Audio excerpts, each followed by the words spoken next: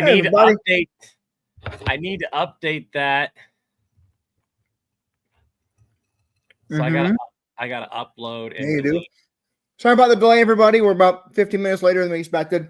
It's my fault. I was in the bathroom, and then we got into conversation. So I'm sorry. No, it works out because it gave people time to like pop on and oh wow, my computer's laggy. There he goes.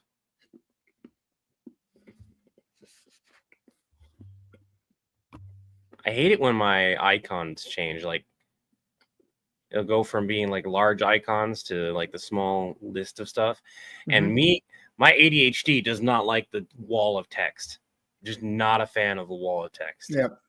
Sorry about that, Dark Wolf. It's my fault. There it is. My body was busy being 45.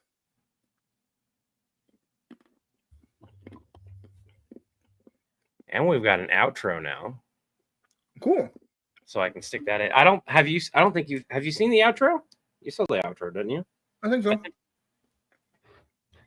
But as soon as it processes, I'll add them, and then we'll do the new intro. There's the outro, so I can at least attach that. There's the intro. All right, we're going to play the intro, the new intro. You guys ready? 3, 2, 1.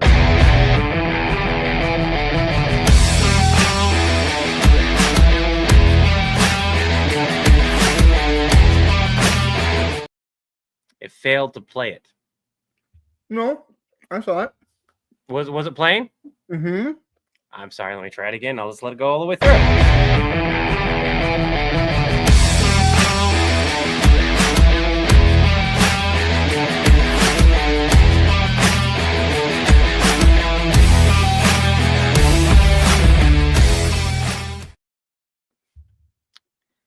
My browser failed to play it. That was it.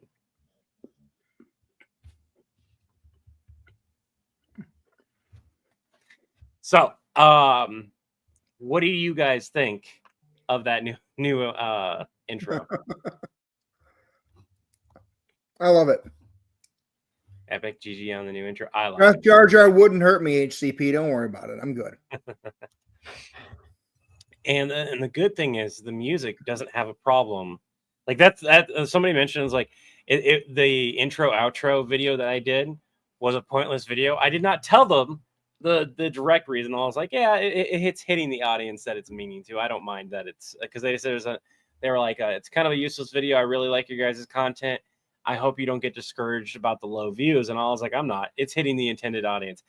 What I was really doing was testing on all the platforms to see if there was going to be a problem with the music that was being used. I was like, yeah, I'm looking for feedback on it as a whole. But the main thing is if the music doesn't work, I'm going to have to redo this entire thing anyways with music that will work. And it had no problem. GG on the new Stitch versus 40K video. I'm very happy with how that turned out. Chris, I don't think has had a chance to see the entire video. I have not seen it yet. And when I go to our YouTube channel, is it a short or a video? The full version is a video. The current one that was just released was a short. So the full video comes out on the 22nd, right? On Saturday, yeah. That's why I'm looking at it going, it's not out yet. But since I haven't looked at the short yet. So I'm going to watch that real quick. All right. And to anyone here, when you go to watch part 2 and part 3 of the short, the reason all of the content is going to be in the shorts, but the way it's structured is different on purpose. I did recaps. So the first, like for part 2, it's I think it's under 30 seconds for the recap, but part 3 is like 30 seconds ish of recapping. And so it's nice to have that recap. It's not necessary, but without that recap, I'm gonna be honest, part 2 and part 3, the starting points, won't make sense. So I'd either have to have like a very long, weird version, or this, what I did, and was like, I'm just gonna do recaps. And I really liked how it turned out.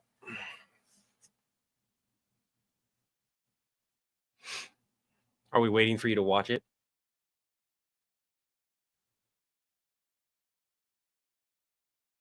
And there is one error that I caught after I had like scheduled everything to everyone here. You guys won't notice it, more than likely, because it's such a quick error that the only reason I didn't notice it when I was editing it was because of the type of error it was. Just letting you guys know now, there's a reason why I hate captioning. It's the bane of my existence. It takes almost longer to caption than it does doing regular edits.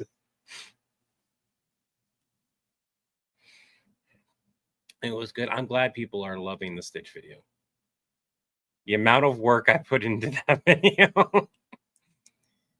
It is not an exaggeration. When Chris gets back, I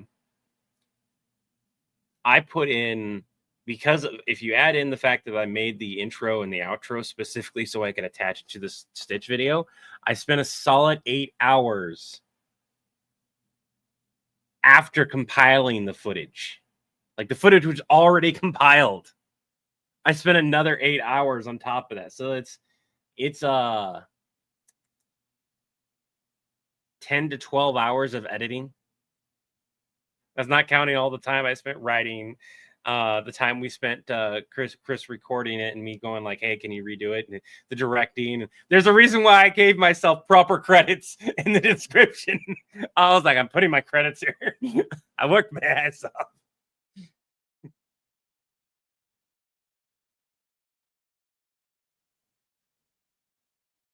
A lot of our videos too, I like a lot of our videos. But I've had videos that I've spent a long time on that don't get the views, and it's because of the type of video they are. The Jason video that I did, where I'm talking to Jason and he's getting the reality of why he died and everything, is a drama video that's geared in his universe. It's much different than the other drama videos I do. And it got enough traction for me to be like, I like it. But I also knew that it was probably going to get less views unless it was posted on the main channel. And because I posted it on my personal TikTok, it will never be on TikTok. And I'm okay with that because we have like virtually no drama videos on TikTok on the main TikTok channel. And that's designed on purpose. People do not watch. Like, I think we posted one or two. Chris, are you here? Yeah. We posted one or two drama videos on the main TikTok, and the views on them were average for the channel, but in comparison to like videos that we normally post as a whole, that are new videos, it struggled to get those average views. It took like a week or two for it to get the average views, and that's not good because it means that it's not getting pushed. So it's like, can't post drama videos on the main TikTok channel. Oh well, not a big deal. But on my channel, drama videos do relatively decent. I got more views on my drama videos on my channel than almost identical, because I edited it slightly differently, than on villain support. And I was like, yeah, I'm just not going to post them on there. But on YouTube, on Facebook, on Instagram, they'll do well on villain support. It's just a different social media. It doesn't like, that channel does not like the drama videos currently. So the short. You hate it? You like it? I hate it. I'm just kidding. No, it's fun. Part 2 and 3, like I was saying, I've got recaps in order to explain what happened prior. So I have a question for everyone who's in the chat right now. If on the Predator videos going forward, you hear on the other line, would that add to the ambiance or would that be distracting? If John and or Levi just understand the clicks. I think if you did the clicks personally, and this is, I'll let them answer the question, but I think it would need captions personally. Of course. If you did. Of course. But like, it could be, we could play with it the way that they play with it on like comedic martial arts movies, where Mhm. guys talking in Chinese or Korean or Japanese, and they have a real long sentence and it means like 3 words, and then a real short word and it means the whole thing, like they did in Wayne's World. When he was talking to Cassandra the first time, and they were talking about what the heck was his ex-girlfriend's name, the girl in Wayne's World. You're gonna hate this, but I've watched a total of maybe 5 episodes of Wayne's World. I know what no, I'm talking about the movie. Never seen the movie. Okay, you're missing out. No, Zena, we're on YouTube and Facebook also. Yeah, the comments are rolling in. But so there's a scene in Wayne's World where Wayne is talking. Dang it! Hold on. Not now. Now I gotta find that scene. The biggest thing I have here is that, like, when we add in, and this goes to show you how much effort, even though they're vertical videos currently, how much effort goes into the videos that have voicing. When it's a lot of extra work. Now, when Chris was filming, the only reason I know he was listening to the audio was because of the fact I could, if I turned it up, which you can't tell now because I had to tweak the audio and fix a bunch of stuff. But if I turned the audio all the way up, I could hear a little bit of it. But during him listening to I think it's Dante. Yeah, Dante, that first one. I had to cut like a weird section of his take because he was listening to it and his reactions and timing was technically off. And I didn't notice during the live stream. I was just like, oh, that's funny. It was really good. But the same thing happened with the Celeste things, Zeech, not Celeste, Zeech things, where I don't know if you were listening to them at that time. Because there's a point where it's like, that's too quick. I have to edit this a little bit. And part of that is because like you stopped what you were doing to tell me that like there should be a cut point where with Napa. And I was like, okay, yeah, sure. And I agreed 100%. There should be a cut point when Napa interjects the longer version of him interjecting, needs to be a cut point. But the reason why there's 2 cut points, and Chris will eventually see this, is specifically because during him talking with Zeech, it was his reactions were too short in comparison to Zeech talking. So it was like, what do I do here? And you guys saw me editing that. And I figured it out where I just go ahead and have Napa say something, and I just had to insert Napa an extra time, and I had to figure out the perfect timing of when to insert Napa going, John.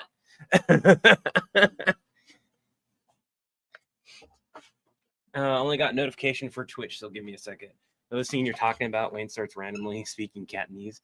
I do like the AV. Hold on. So yep. Colin Swigum. I just found the clip on YouTube. So in the movie, Wayne has gone to a concert and he sees a girl named Cassandra. He falls immediately in love with her, and he's talking to her on a rooftop, and admits that he knows that he speaks Cantonese. He learned it just for her, and so they have a conversation. And there's this great bit where his ex-girlfriend is in the background making out with a random guy, trying to make Wayne jealous, even though Wayne is not interested at all. And they have a short conversation about her. And Wayne says like a 5-word sentence, and it's literally a 35-second series of subtitles of all the nuance of that little statement that he makes. And that's the only part that I pulled up. And it's freaking fantastic. Just give me 1 second here. I really want to share this. All right. Even I'm not inviting people. I'm sharing. I have seen a lot of older movies and shows that play on that joke. Yeah. And with the Predators, it's not going to be a problem utilizing that joke. Oh, I know. I just want you to see it because this is one of the best examples of it.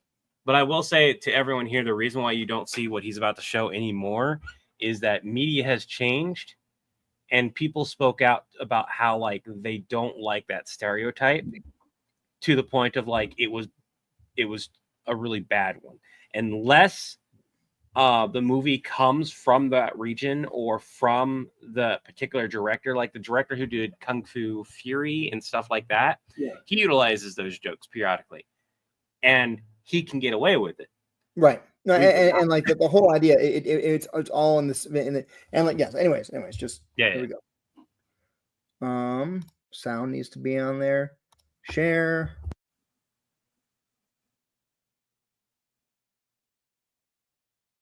Hi, Wayne. Hello, Stacy. Here, sit right here. 佢係邊個啊？我嘅狗，女朋友。佢嘅腳幾靚啊，但係好似有啲似比咁。其實佢位朋友，我都有啲責任嘅。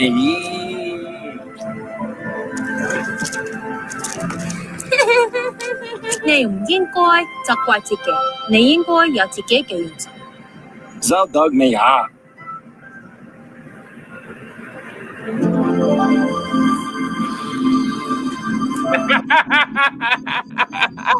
Really? 不過專人分到。 So, I love how direct to the camera. I'm like, yeah, he looks down at the subtitles like, come on, catch up.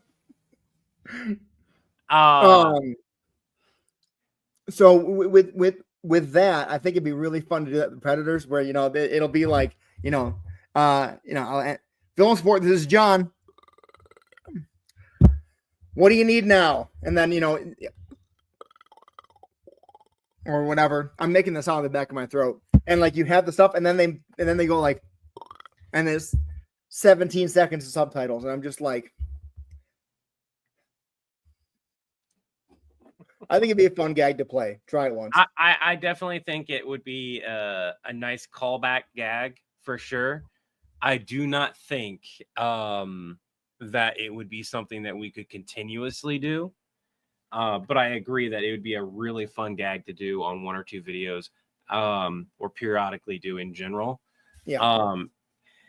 Like I gave up trying to correct people on the fact that this text isn't Samara. I'm like, screw it. I don't care anymore. Can you hear the clicking sound that I'm making? Yeah, I mean, I can, yeah. But it's like very low. Yeah. Don't ask me how, but I can make the soft palate in the back of my throat move. Do you want to stop sharing, or do you want to keep that? Because that does. Oh yeah, I keep forgetting to do that. Bink. No, you're good. And this goes into saying like it's more work after work for editing. Small videos, not a problem. Larger videos, anything beyond a certain time frame becomes time consuming to add in all those extra sounds and bites and everything. And there's nothing wrong with it. It just goes, the moment you put in that much work, if the video doesn't perform a certain way in your brain, you go, like I've had to accept, like when I was doing the Stitch videos, I was prepared for them not to do well. I was prepared for it. Yep. And when they did as well as they did, I was like, okay, now I have a baseline. And the more work I put into it, I'm like, okay, the baseline went up a little bit. I put money into this. I need to at least make the money back. And so far it's shown promise. That same level of work in a different way with the Constantine videos, where we rewrite the video, we sit here and we spend hours trying to brainstorm together and stuff like that. Part of that is like, it's fun just to do it. And during those streams, I can get donations and everything. And so like back in my brain, it's like, it's whatever. The money's there. The work was well worth it. The Constantine video, the recent one, which was a one-off, not part of the story, did not, for my liking, perform as well as the previous ones. And a good portion of that is like, depending on what media you go and check out, it did well on some, really bad on others. Like on YouTube, without pushing it, without saying anything, it did 8,900 views so far for a 5-minute video. Yeah. On our channel, that's not bad. To give context, though, my version did the same, almost the same amount of time and everything in a day. Yeah. And Chris mentioned that he's like, I don't like some of the jokes. I don't like the direction it went. And I agreed after watching it. I was like, yeah, the jokes don't make sense. But for whatever reason, it did better overall. And I'm like, And it could have been because those jokes were more naturally said too. Yep. Can I help you? Ask me after I'm done streaming. I don't know how long I'll be on. I don't know how long Chris has got. Oh, I had a question here. Donald Moles, which Comic-Con were you looking at? Yeah, depending on which Comic-Con it is, may or may not be able to go. Might be doable. Yeah. Go on. Everyone who's you. Everyone that's joins us on average knows who you are. What are you doing? Thank you, Haley Hope. Thanks, Chris Lamar. Where it's warm then. Donald Moles, I'm not that far from Richmond, but it is too late for me to get in there. I was gonna try to do Richmond They'll kick the heat on this year, but I lost track of time and it's too late to do that. I'm gonna try to get to Richmond next year. Chris Lamont, I'm in upstate South Carolina. Levi's in Utah. I was actually at PAX Unplugged, Chris Lamont, earlier this year in Philly. Go. I just didn't do a great job of telling people that I was going to be there. No, leave that.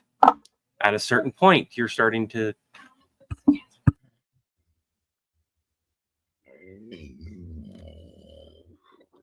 Oop. I apologize. All right. I should have. You're fine. Captain Sherbert, please.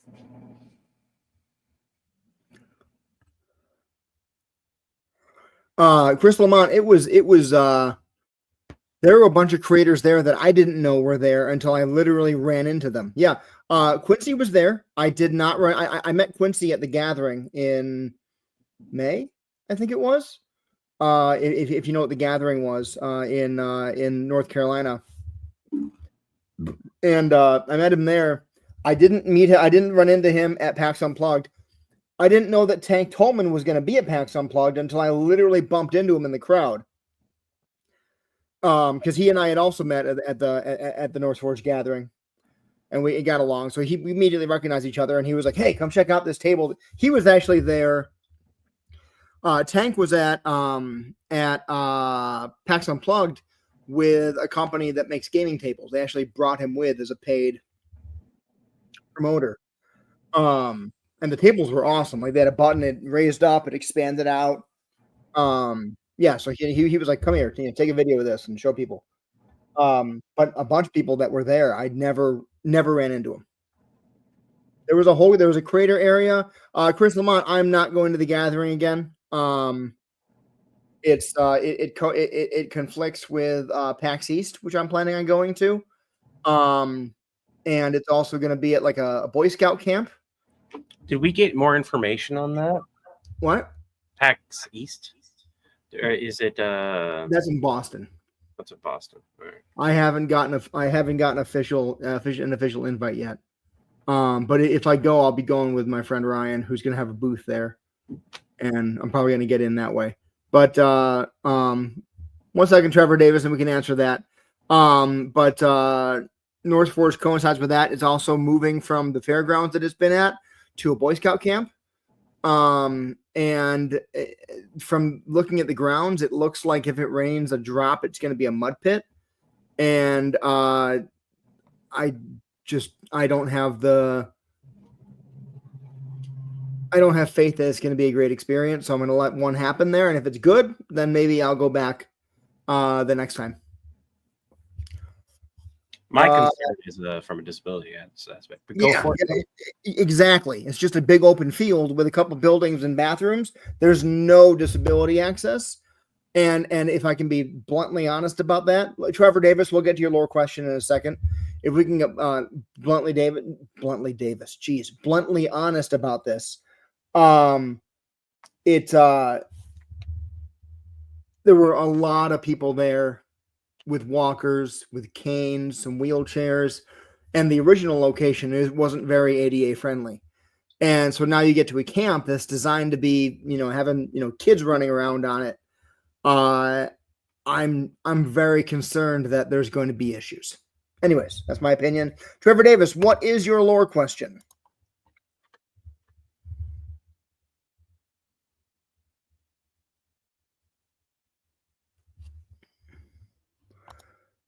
Donald Moles, right? Yeah, I remember Scout Camp when I was a kid, and it was a mud pit unless it had been dry for a week and a half. A good portion of our audience, Chris, a good portion, and I found this out because just going live and talking to people and everything, falls into that same category. And without going into too much detail, Comic-Cons as a whole started to roll back a bunch of ADA accommodations when the larger ones started to do that same thing, like Salt Lake Comic-Con, San Diego Comic-Con. A bunch of those conventions started to roll back some really good ADA accommodations. And San Diego gave notification. Yeah. They at least gave like 6 months worth of notification. So I'll give them credit, right? Salt Lake, with the week prior, not enough notification, said, hey, we're rolling these back. Here's some new guidelines and what's going on and everything. One of the things that they changed was the size of their lanes for disability access was not large enough. And I did get confirmation of this to a couple of people who went there in wheelchairs, was no longer large enough for the standard size wheelchair for their autograph lines and stuff like that. And I was like, that's screwed up. And they can get away with it because of how it's designed and everything. No, and that's one of the concerns that I had, that I have in general. Like if my idea of a villain conference, an actual like in person come hang out with us villain conference ever happens, it's going to have to be ADA, accessible. Like I would have you design that. But like it's just the kind of thing where it's like they're not okay. And if I'm off base here, correct me, please. But my perspective is this: for someone who's disabled, whether it's fully, partially, whatever the limits are, as far as like mobility, etc., fandom like this is a great escape from the challenge of every day. Yep. And so for the people who at a con are effectively gatekeeping that fandom, I'll answer that question. Yep, are effectively gatekeeping that fandom to make it less accessible to someone who that might be one of their main escapes is just cruel. And if we ever do that, there's two things I would design it around. First, and this is a history lesson here. And Trevor, I've got your comment starred, so we will. So I'll answer it. We haven't had an origin question in a while, so I'm excited to do it. And I think it's a lore, so it's a two-sided question. But one history lesson here: how were curbs designed? Why is there a curb cut? And it was because of the war. Right? Veterans came back and they needed a way, and that's how it started. And then it wound up being this thing where everyone benefited from it. And so there's a term called curb cut now that actually implies that it's something that is designed for accessibility that winds up getting used by everyone. So I'd have that line of thinking whenever we design the accommodations. The second one is places like Dragon Con, which are this huge convention that distributed across a convention center and multiple hotels. Like there are hotels that are part of the con. Yeah. For Dragon Con. And if they are one of the most accessible, disability friendly conventions out there. they're damn near the standard. If they can go, you know what, we want to make sure everyone can come to our convention, but places like San Diego and Salt Lake and those other large conventions are rolling them back. But Dragon Con's like, no, we're going to keep going here. It shows that just it's like we want to be part of what Dragon Con's do. We want to be part of that, and that's where I would do that. I can't tell you the ones I've been to where there's nowhere to sit. You're walking around trying to find a wall to lean against. You're going outside to find a bench.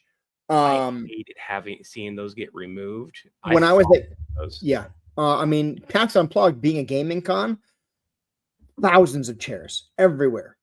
You could sit plenty of, in the gaming area, you could sit totally. When I went to Gamma in Louisville, which was an industry-only conference, chairs everywhere, no issues. But the main cons are like, it seems like, as far as they're concerned, if you're not a perfectly able-bodied person who can just handle walking for 8 hours with no issue, too bad. And that's really frustrating. It is.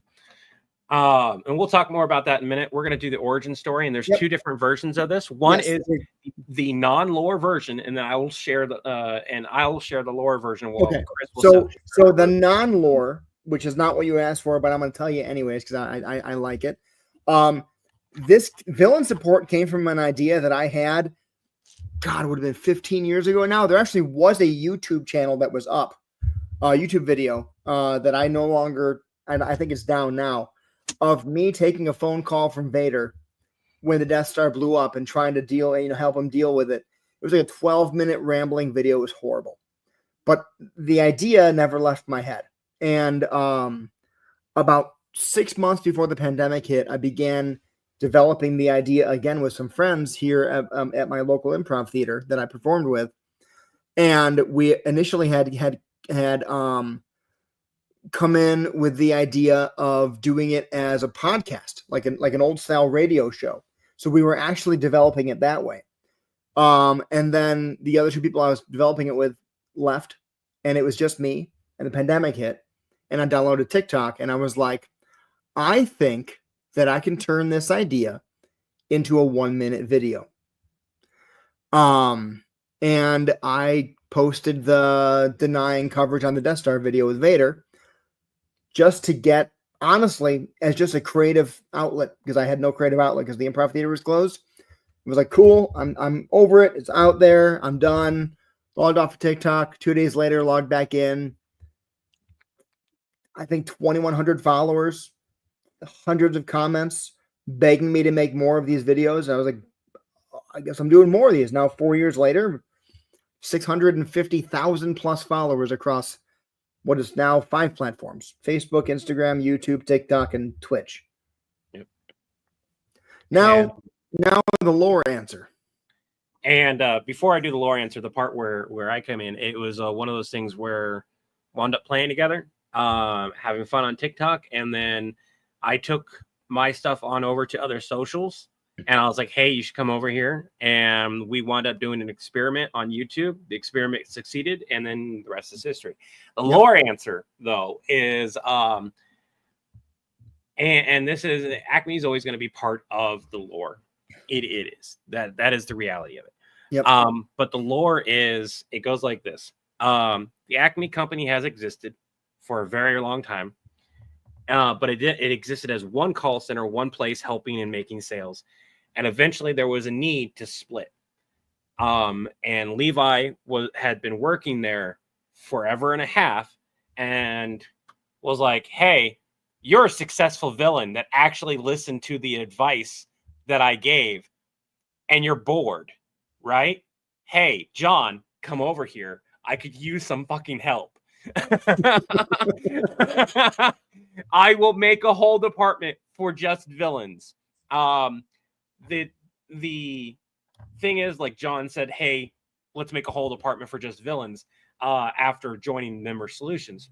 But originally he was getting the villain calls with the periodic, because that's how call centers work. And then so we made a villain department, we made a hero department, and we kept the Member Solutions. So there's 3 departments. And then just like how call centers work, those are shorted and moved around. And we will make this video soon, hopefully within the next month or two.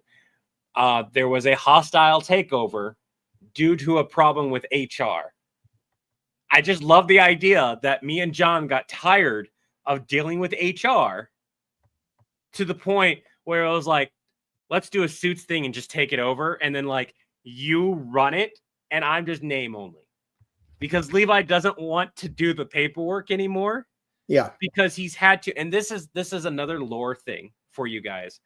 Levi has been shoved back in time twice and had to effectively relive the events and still work for Acme / Villain for years. So every time he's put back into an era where there isn't the technology to do things and he has to do, so he vehemently hates physical paperwork because he's had to file the same paperwork so many times compared to John and Napa that he's like, no.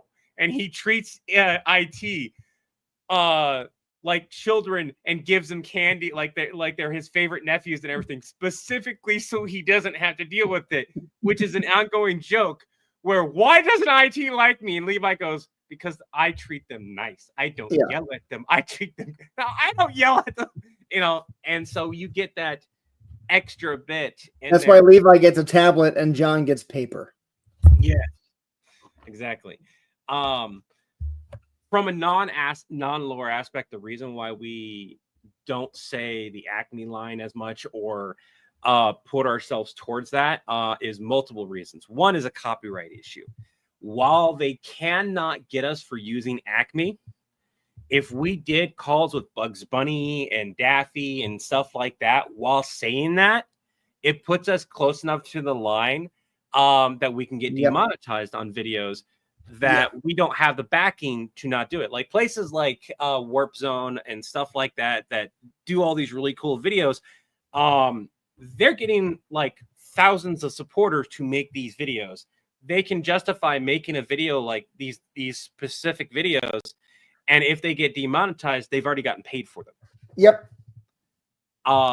Which is the same thing with the Stitch videos to an extent, where it's like once the video generates enough income, if it gets demonetized, it gets demonetized. Yeah. And it's also an experiment of like, how far can I push the envelope with these videos? Where is the line that we can look at and go, okay, this is the line. We have to step back away from it now. So that's why I'm adding clips. It's why I'm adding GIFs. It's why I'm adding, we're saying these names and everything. Unless a writers or actor strike happens, that line is going to continue to get pushed a little bit currently, just so that we can find it and then not cross it going forward. Yeah. It'd be Villain now, Paul. We did a hostile takeover and we're called Villain now. But yes, the TVA is a joke to us.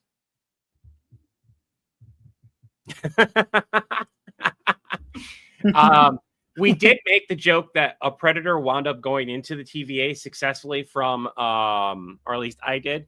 And people have mentioned it because enough people have seen the handful of videos, which I think there's only 3 or 4, where the predators have succeeded and survived, left, and are currently more powerful than what they were. And in specific, it's separate groups. It's separate predators. The reason I did that is so that like once we have like 5 or 6 of those, then it's going to be a problem where I go, John, we have a bit of a problem. What?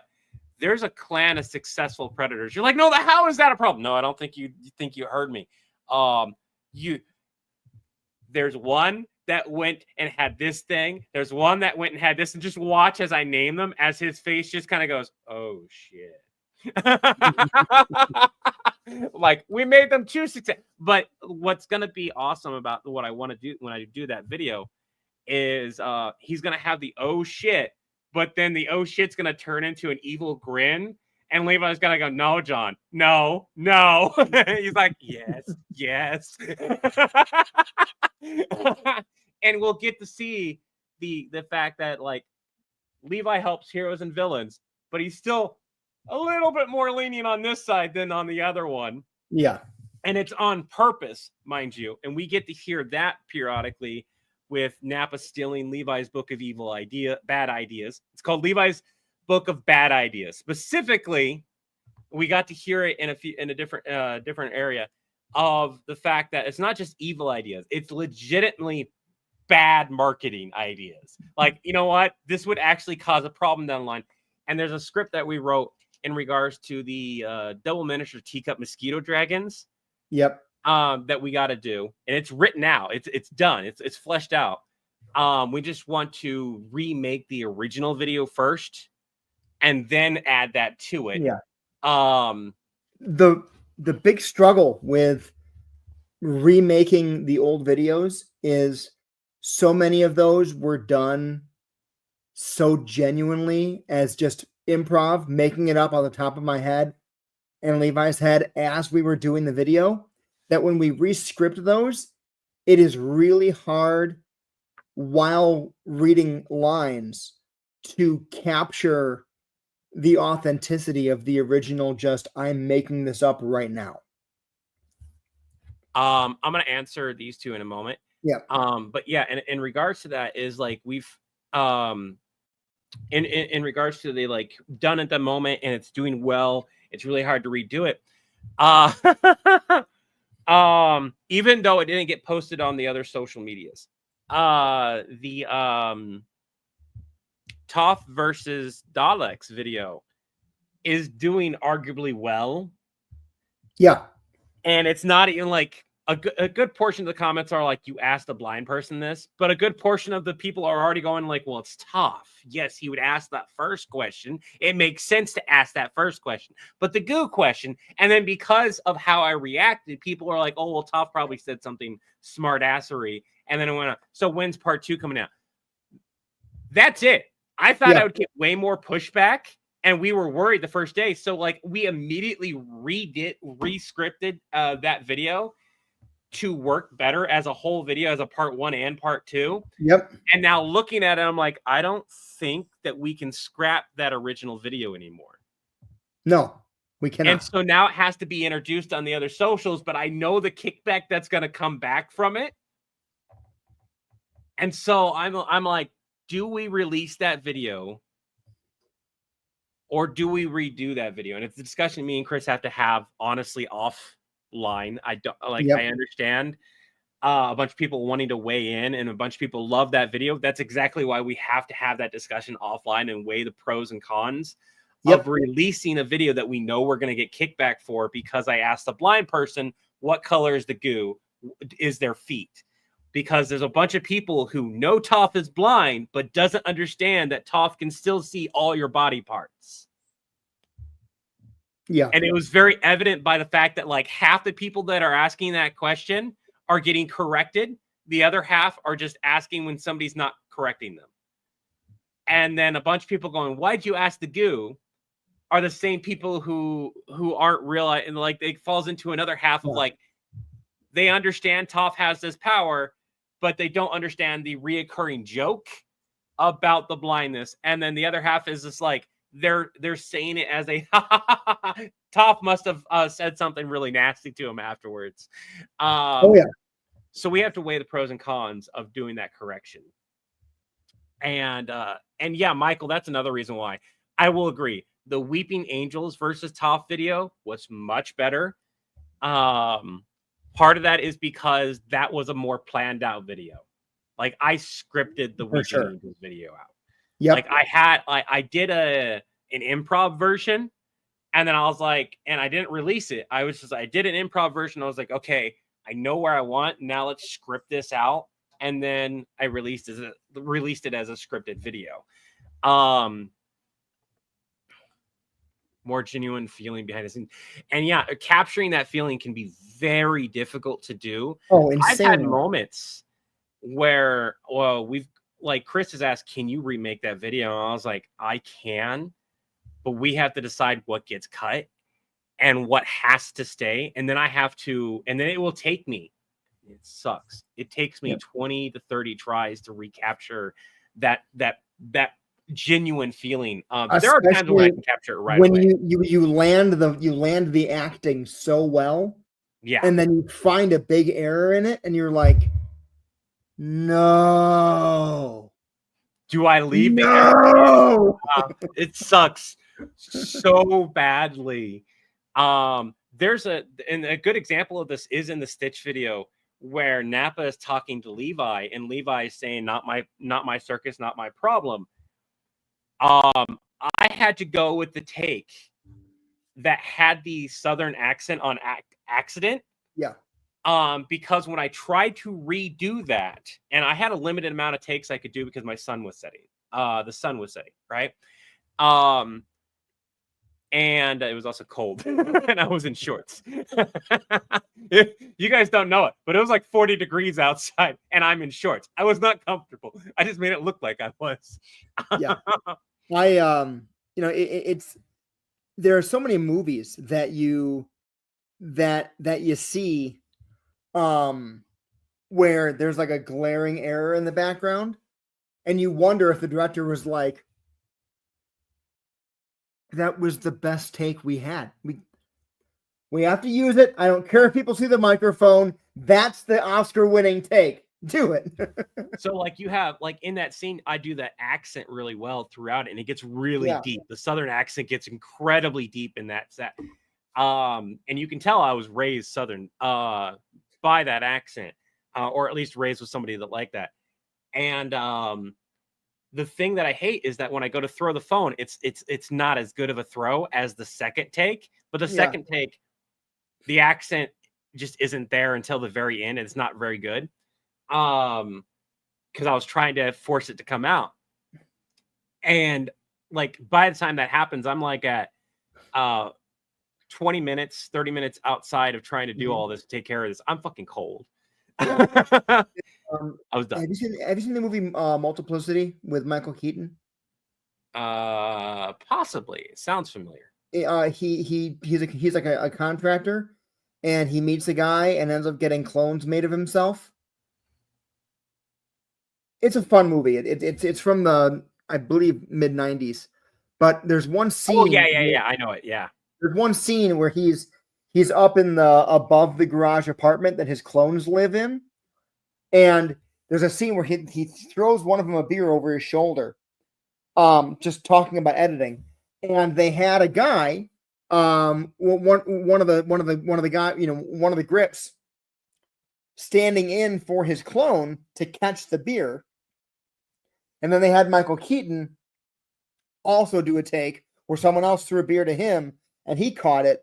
And talking about when things go right, when they overlaid the two clips, there was literally like less than an inch difference of body posture, where they caught the beer, the timing of the beer in the air. And they were like, there's no way possible that they could have done this without chance. And Colleen Swigum, it absolutely is Michael Keaton. Sorry. You couldn't do a Mr. Bean version of that, to be honest. That's what they were saying. Oh. I thought you were correcting me, and I'm like, it was not Rowan Atkinson. Yeah. No, Rowan Atkinson, it like comes from a planet, like Mr. Bean has been canon that he's an alien from a planet that are all like him, and he's the defunct that was dropped off on Earth. And I saw that, and I was like, I don't like that. It's much funnier as him as a human. It would be funny for like the first 15, 20 minutes, and then you'd be like, I am all beamed out. Yeah. Mr. Bean it's why Mr. Bean as a series worked great with 15-minute episodes. Because that's about all the patience people had for the gag. But Debbie, I got some questions. What's this? What do you mean by this? Like that, Levi? That was what my husband would call taking acting class lessons. And then, what's wrong with the way I say accent? Am I saying it wrong? Is that an accent from accent? Accent. No, it's okay. I am gonna mute my microphone real quick.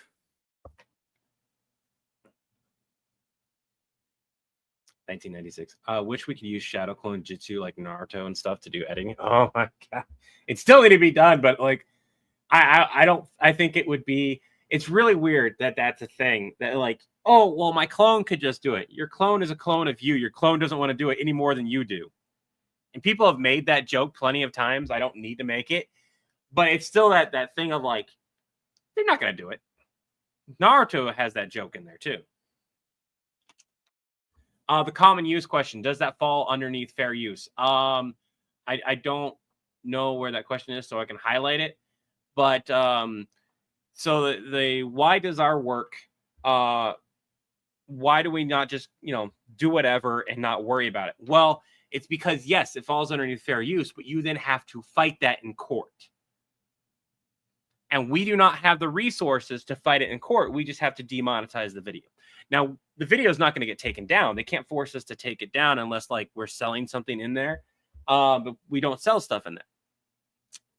What would happen is we would just demonetize the video. We would just turn off monetization everywhere we can turn it off. If there's a social media that we can't turn off monetization, then the video would come down.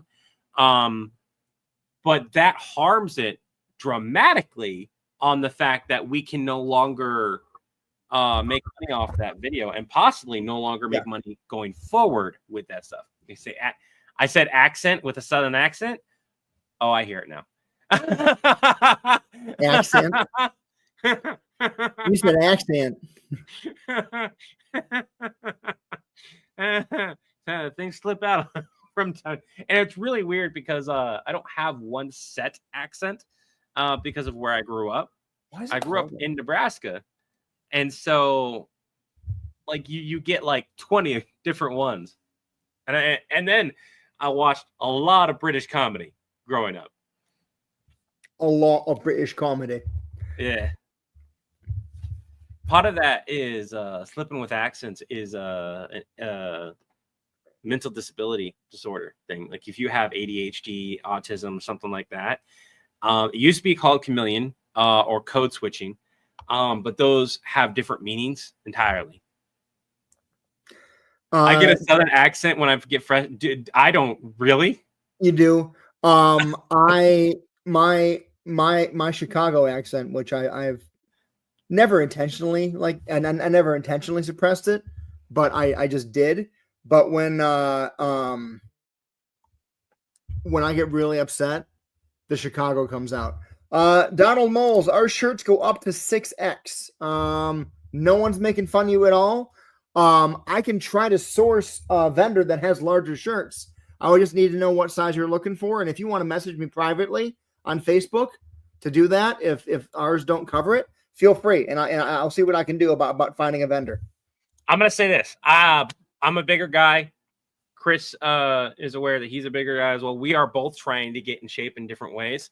I need an exercise chart is what I need currently. Person I was going to the gym with is I'm no longer going to the gym with, and so going to the gym almost became non-existent. Gotcha. Donald Moles, message me, and I will see about finding a larger size polo vendor. Are you on villainsupport.com? If so, let me. Yeah, message me. We'll continue message me on Facebook. Just DM me, and we'll continue the conversation there. Figure out what we can't do to get larger shirts for those that need them. The brunch. No, the t-shirt. But if he's looking for a polo, I gotta source that. I think we both do slip accents sometimes. Recumbent bikes. Yeah. I think that's the next piece of equipment that I need to buy, to be honest, before I upgrade the weight bench I have. But I need. I don't mind exercise videos, but it's much easier for me to like. I'll get it and show you what I mean. Give me a second.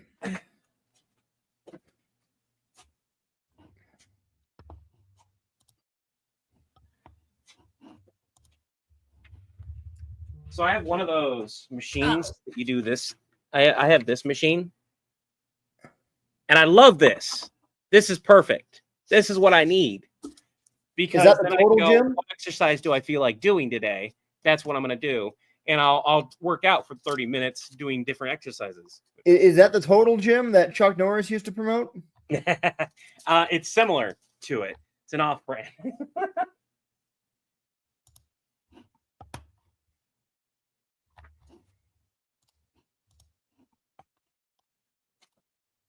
But I have a weight bench with an arm extender, leg extender curl thing. Okay, so there's one polo that goes to 5X that we have not used for. Okay, I got people messaging me. What's going on? Wait.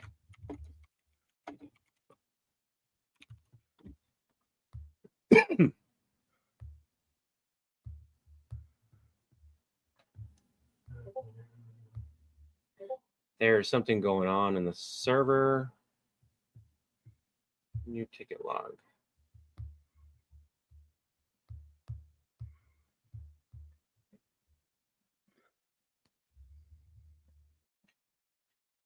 doodle doo doodle doo doodle doo doodle doodle doodle doo.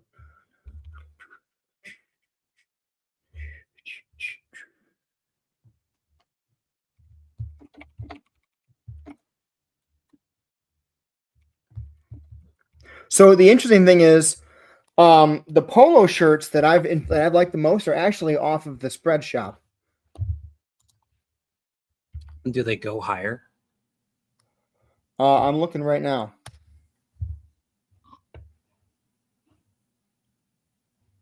Yeah, Colleen, being able to when I'm at physical therapy, if I'm on the bike, I'll pull up, I'll put my phone up there. It makes it so much easier to have something to do. And I don't do it for very long at physical therapy because I don't have a whole lot of time. But at home, I could probably bike for like a half hour by itself easily. And I just need to actually buy the machine. Okay.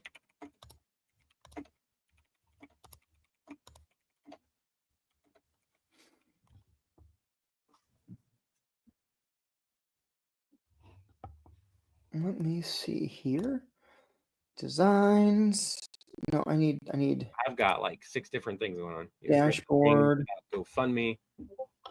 Oh, We're getting asked if we can share a GoFundMe link from one of our followers.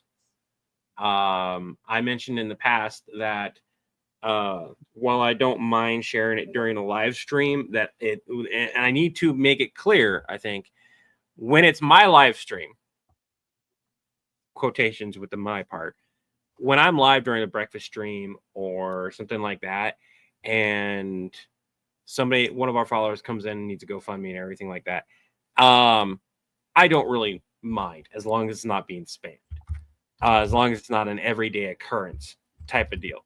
And that is because we're not currently set up to help as much as we want to. right.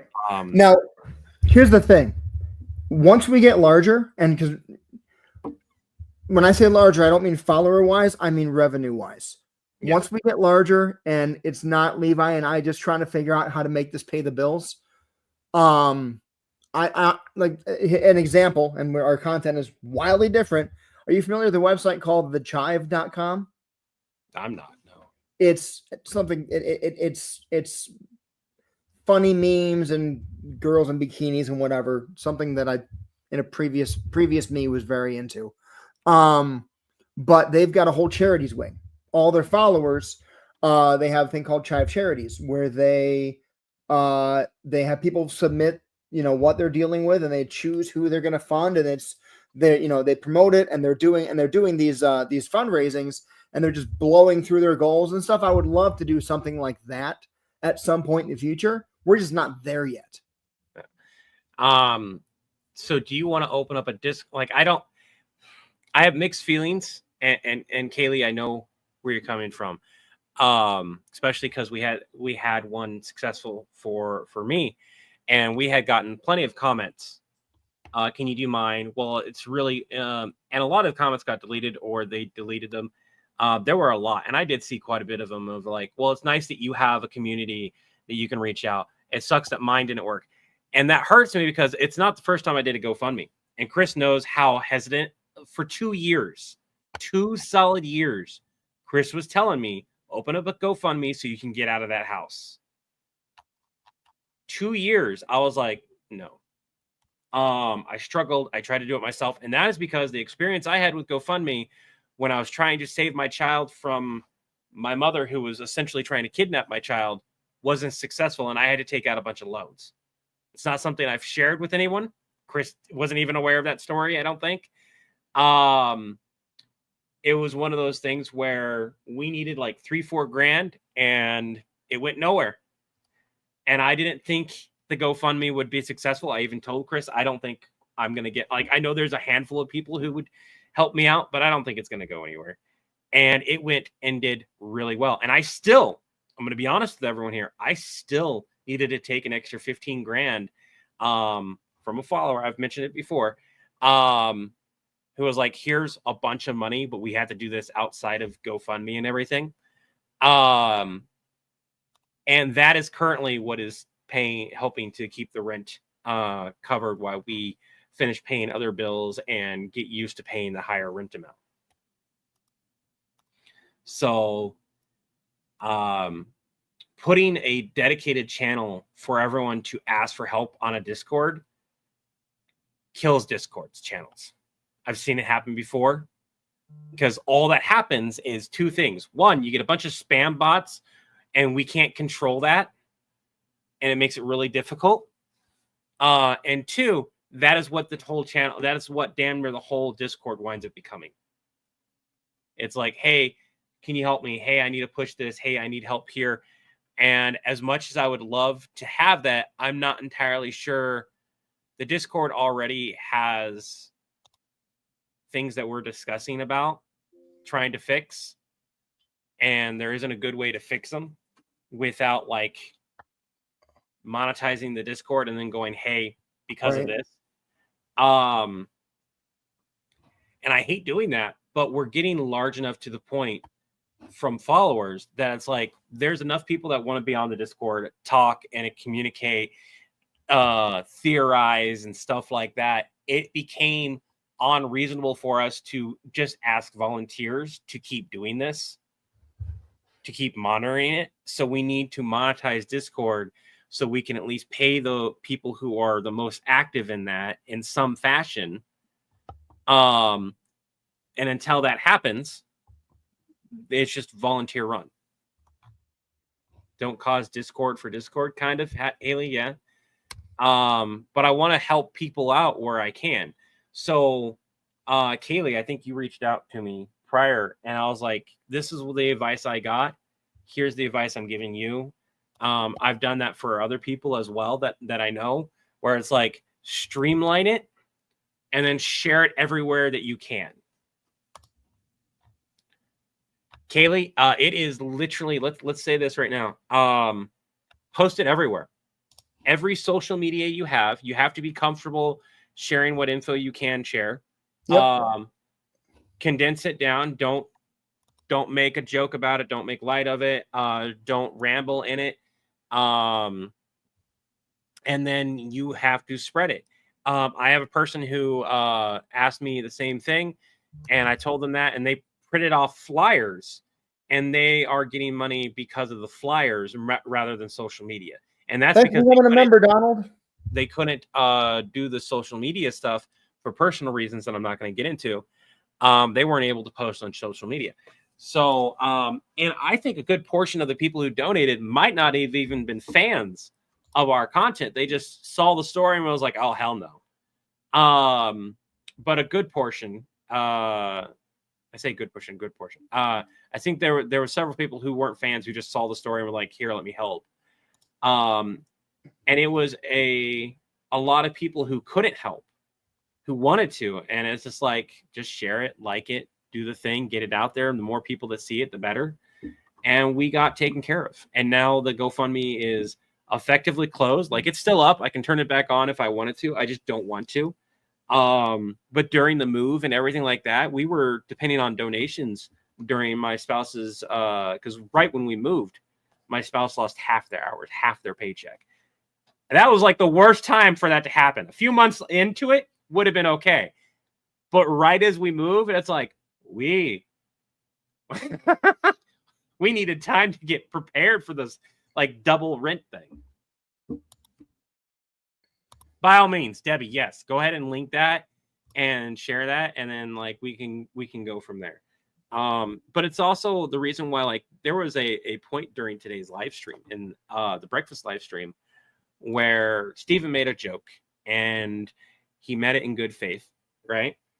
And it caused me to remember some stuff, and I was like, okay, now I'll share this because I need to be comfortable with sharing things that I haven't been comfortable with before, specifically so I can move past them. And so it became a stream about talking about trauma and the things that I've been through, the things that other people have been through. And I took that stream down because I don't want those streams to be trauma dumping streams. Right. Like at the time it happens, fine. We address it. I need to talk about it. But I don't want that stream to exist. You can go watch that stream if you want to on Twitch until it gets deleted. But after it's deleted, it's deleted. It's gone. It's no more.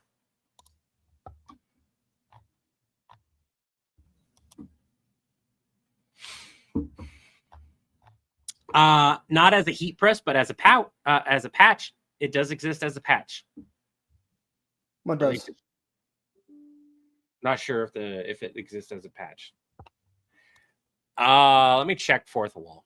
I know the cast fireball exists as a patch, but I'm not entirely sure if the logo exists as a patch. I don't know if it does or not. Good question. We need to be way more. It is very hard to manage between two people. It has become. I thought I could handle a lot of the managing stuff. It has become overwhelming to do as much as we are. Yeah, I know. And the main thing is Donald Moles. I am still looking for that for that shirt that you're looking for. No, we don't have a patch. And the main thing is like it's because like as a social media manager, you manage social media. You don't create the media. I'm not just managing. I'm creating. I'm writing. I'm editing. We do this. I try to manage as much as I can, and then Chris does other stuff, and it's like it has worked so far. But as we get larger, especially on Twitch, doing the streaming stuff, I'm gonna be honest. Doing the stream. This is really honest here. I love doing the streaming. It takes away the spoons I might have had to record, write, do other stuff. There's no problem with it. I'm going to keep streaming because it is another source of revenue. It's another thing to do. It's a way to engage with the audience. There's been a lot of good things that have come from it. So I'm going to keep doing it. But there is the reality that it takes away, it eats the time that could have possibly been spent on other stuff. Now, there's no guarantee I would have spent it on that. Right. But it does take that away. It's a guaranteed, like, that's gone.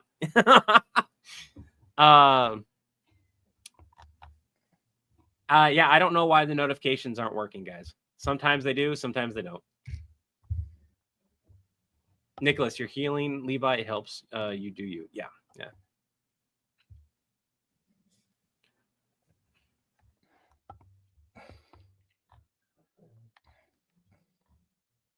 Yeah, no, Donald, just didn't want to keep that up. Content creation is a full-time job. You got 3 at that point. It is.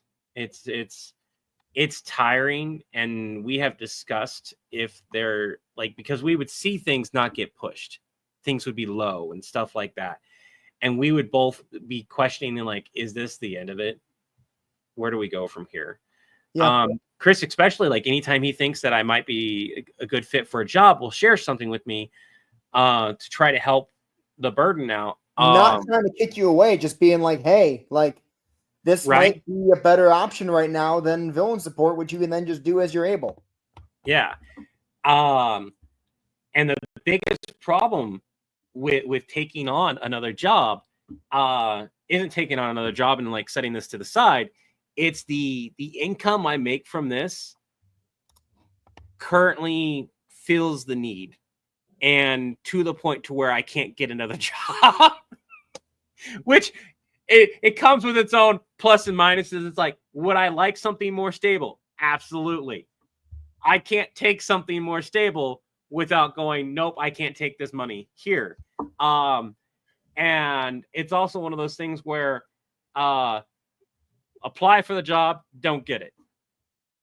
I'm not saying that I don't want a stable job. It's more along the lines of getting something that I can do that will work with my disability that I don't have to worry about. And that is very rare, especially when you take into the fact of how long I was sick, how long I was hurt for, Chris.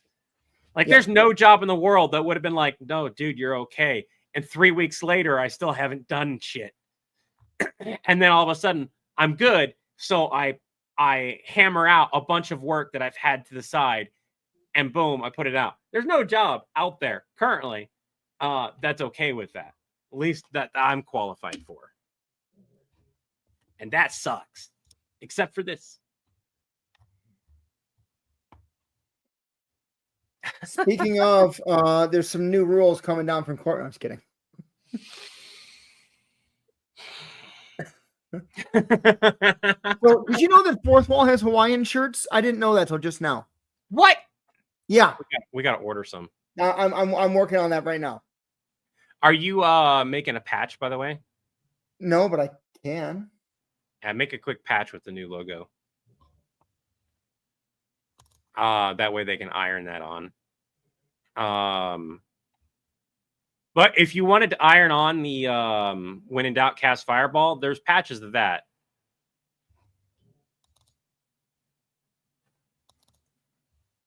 What size they go to, I do not know, but definitely need to have one. What size does what go to? As large as you can make it. Poly patch or pen as well. Do you mean polyamorous? Do you mean... Oh, it's not on here. What? I don't have... Give me a second. Give me a second, Debbie.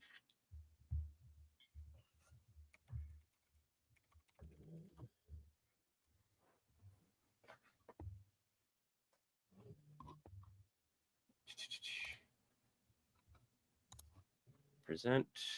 Share screen.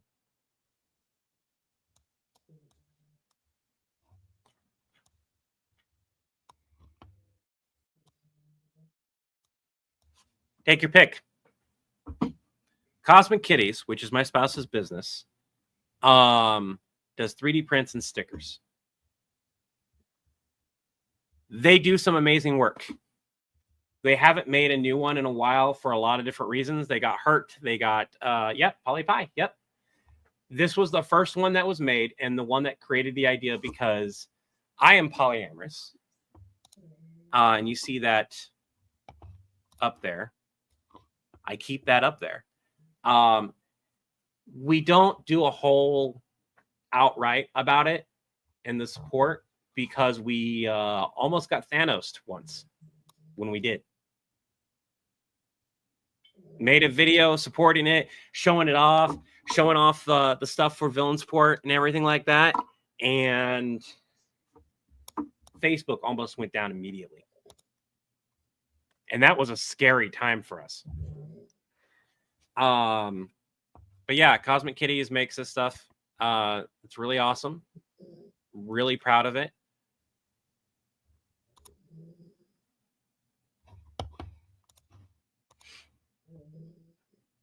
I don't know where we want. Do we want to be? Oh. How did I have that set up? Was it over here? No, I don't know. I think it was. Yeah, it was like this one right here.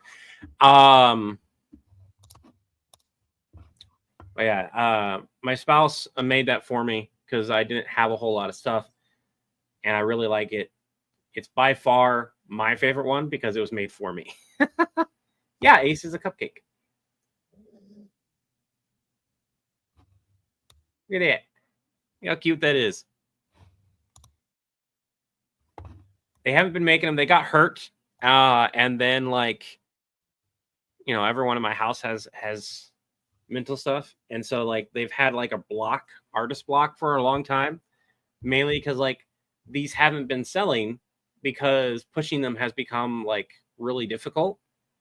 and they'll see the 3D prints sell, but they won't see the stickers sell. And it's like, no, people love your stickers. It's just, you know, it's a $4 sticker, and we can't price it much lower than that without like causing issues. If people buy just the stickers, it's much easier. But until we make enough money that I can honestly have somebody out of house make like 10,000 of them, so that the stickers become like 5 to 10 cents to make versus nearly $1 to make, because we make these in house. So like I laminate them, my spouse draws, and then we cut them out on the machine. Chris sent me the machine. But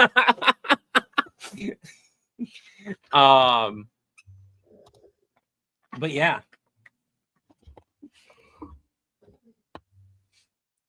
I think Cosmic Kitties is still linked on Villain Sport, isn't it? Should be, yeah. So if you do that, you can pop over there, buy some stickers, and it's not just that. There's all the Villain Sport stuff is on sale, mainly because it's the old logo stuff. And then there's a couple of regular stickers. The mask stickers is a really good one. I should probably be showing this, huh? This is literally my cat Max. And he's going to get this same haircut here soon. But meh.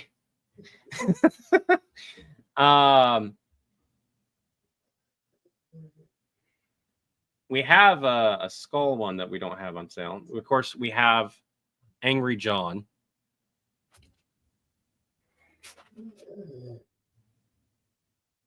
I love the alignment blanket too, Trevor. I need to eventually get one. This was my cat Harvest. The Beyond the Kitty / our logo, or the Cosmic Kitty logo, is Harvest. But yeah, I love, like, we're not terribly successful as a store. I had a tax agent once, like, because the first year we were open, we had like technically that negative balance of investments, and they were like, you really can't have that for very long. And we had a positive net last year. Or this year, whatever. When we filed taxes, we had a like decent positive. We had to pay taxes, and as a business, that's a good thing because it means that you did well enough to pay taxes. A gleeful Levi plotting terrible ideas. Yeah. How much longer are we live for? By the way, Chris. I don't know. Ellen's not going to be home for another 3 hours or so, so I'm cool hanging for a bit. Okay, I need to get a snack then. I'm gonna ask kiddo. Let me figure this out real quick. Go 6.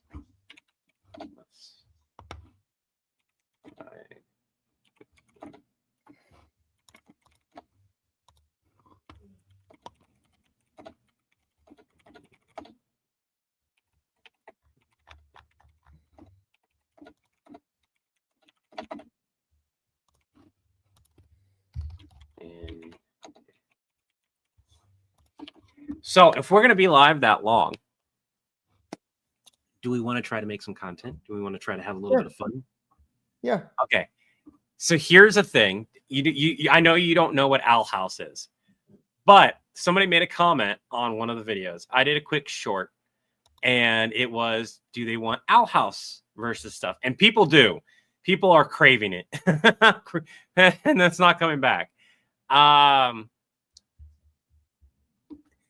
But there are people giving ideas on that video.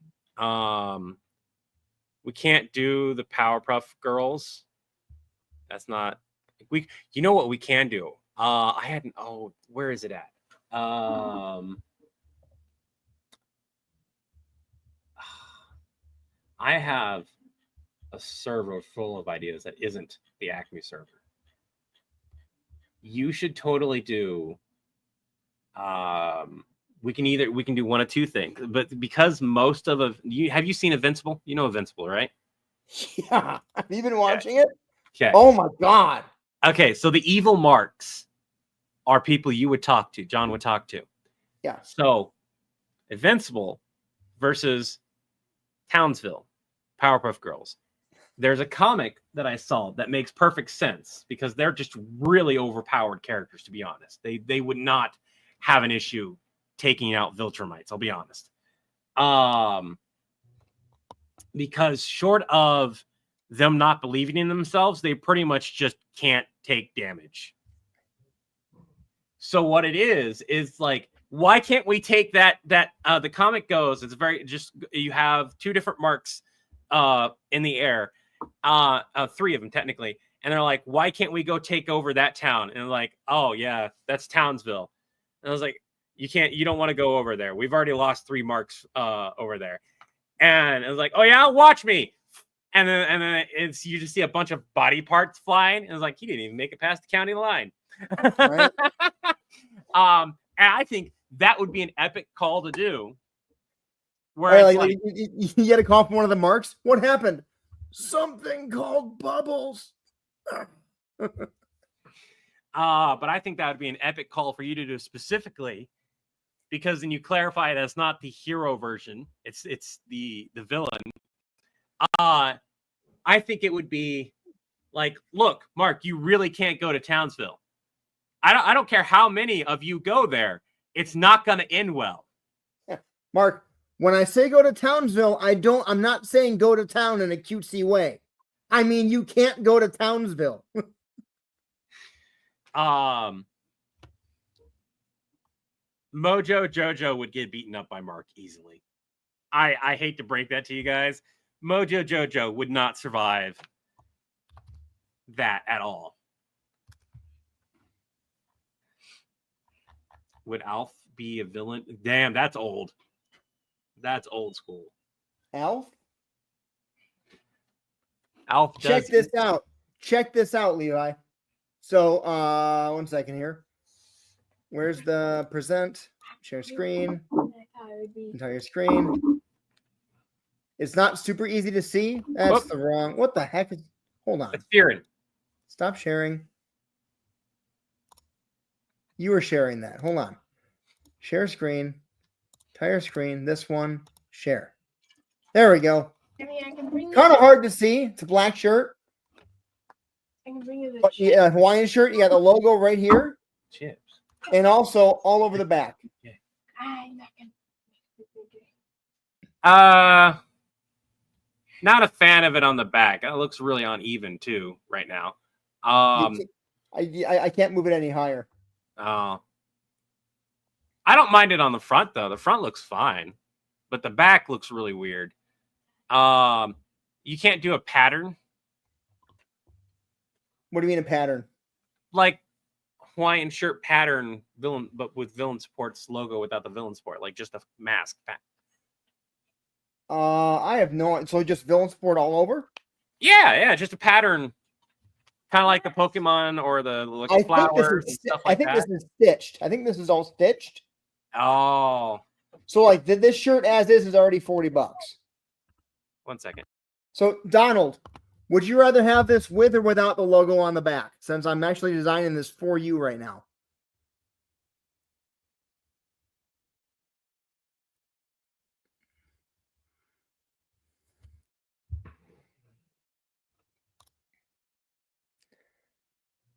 Okay, so Donald Levi, I'm gonna make a version without the logo on the back, but Donald wants the one with the logo on the back.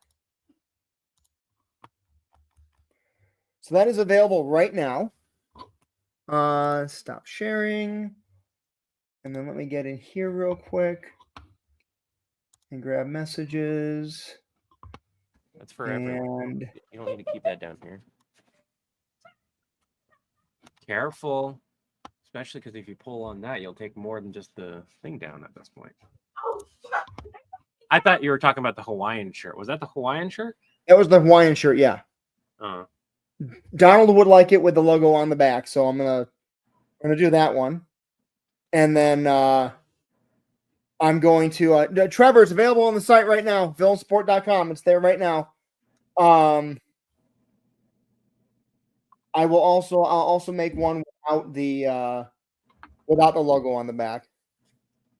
And I can also make it I can make it white instead of black also.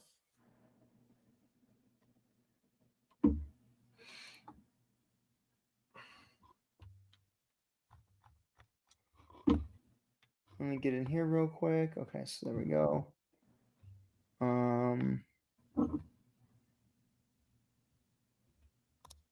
Mask in front, villain support in back. Have to wait until you get paid. Just the mask? So not Donald, No, that's a good question. That was Donald.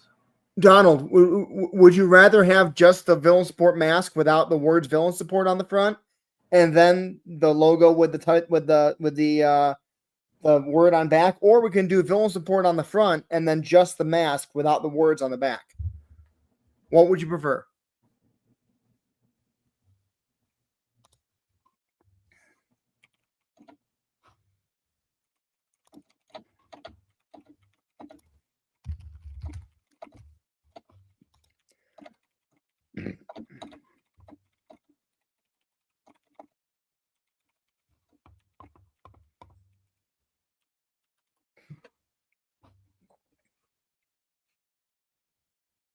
So, Trevor, I don't know how the sleeve size is because I literally just here.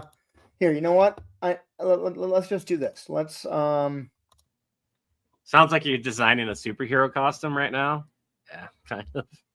A lot of our merch, we like designing on live like this because we get the live input, especially when we have a large enough audience for it. That's an all-over print. Right, but it'll only print in these areas. Yeah. But you could, it would take longer to design. Oh, you can fill with a graphic. Yeah. You should be able to take that design right now, and you should be able to create a pattern. Like right there, it says pattern. So click the pattern button. Watch what happens. Where's the pattern? Oh, right here. Right there. So you can do that. And then you can do the background pattern as well. And then like you could like shift it around so that it fits better. That's why I was saying just the mask. So if you wanted to make like full on proper Hawaiian, you could make a proper Hawaiian, make it smaller, and then put the background on top of that. So Donald, that's the question. Do you want just the logo on the front, or do you want the all over print? As soon as they saw the pattern and everything, like, do you want a proper Hawaiian shirt, basically? So for everyone wondering, the reason why I know all these is because I have fun. Inside label still going to be there, but so front is going to be pattern. Would have loved it a little bit more, but there we go. That could only fit only that much. Sorry. You're fine, kiddo. I needed food. Oh, that's cool. Except for, okay, we had to adjust it so that it. Did you hear me? Just the logo, not the pattern. But okay, we can do this both ways. So the way this needs to be moved to right there.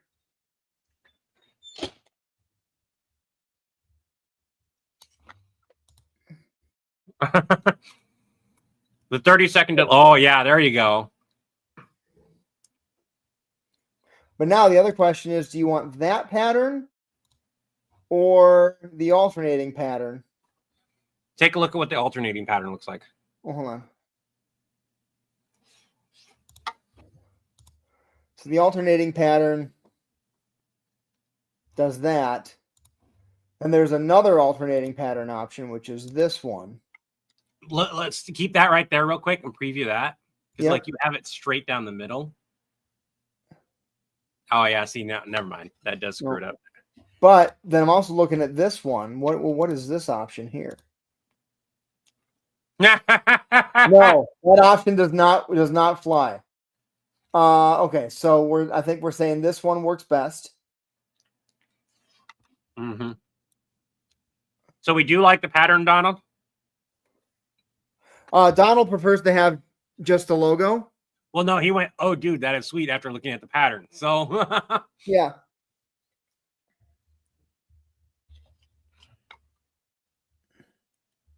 yes, Donald wants the pattern. Okay. So go back into the design and look at the background. That background stuff you're doing too.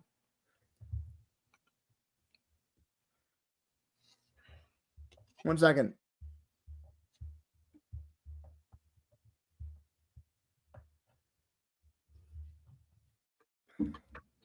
All right, so design. What am I looking at? You were looking at those background designs or whatever they were. Like it showed like I don't know what it was. What? It had all the pictures that you were gonna select, and then I said go press the pattern button. Oh, fill and graphics. There you go, graphics. So we can put a I want to see what if we can put a graphic behind it. And then if we do put a graphic behind it, it's got to be, do we want bright or do we want dark graphic? It can't clash with it. Yeah, that's the problem.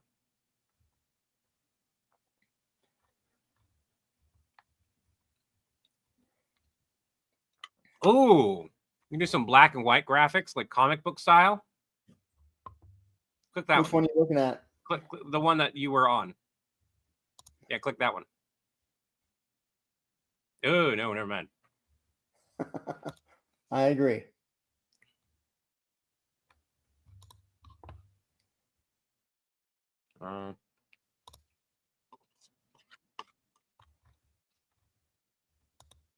We can add we can do the same thing on the sleeves. We're just trying to get the main design right now. The sleeves are never going to be as good as the main body of it. They just never are. No, they're not. They're not. So, and that's just something that everyone that makes Hawaiian shirts either lives with or they customize the design. Something that I want to do though here real quick. Give me a second. I want to. Oh, yes, there was Rust. I'm not going to highlight your comment, but yes, there was a Supergirl with a very wonky design. I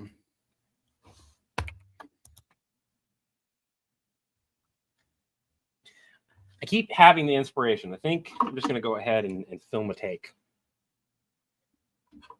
What about that with just the stars? Look at the preview of it.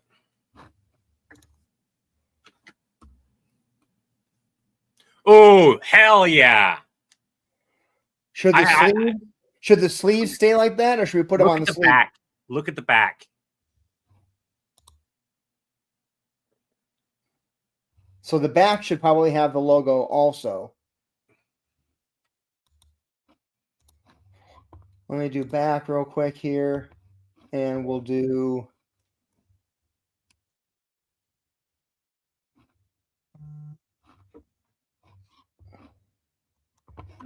Oh, hello. That did not.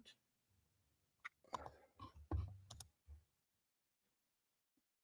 forgot I need to get my tape down here.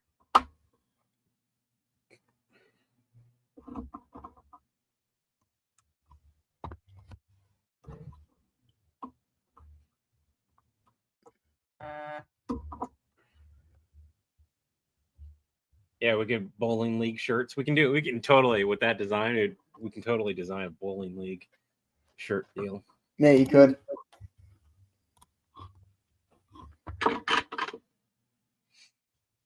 I was telling everyone because Steven doesn't like the vertical format. And I was like, we're working on like making it horizontal stuff too. But it takes time to like transition over into that. God damn it. My lens is dirty. The 40K stuff you did is hysterical. Is it doing really well right now? Is it like blowing up? I don't know how well it's doing because I haven't looked since we've been live.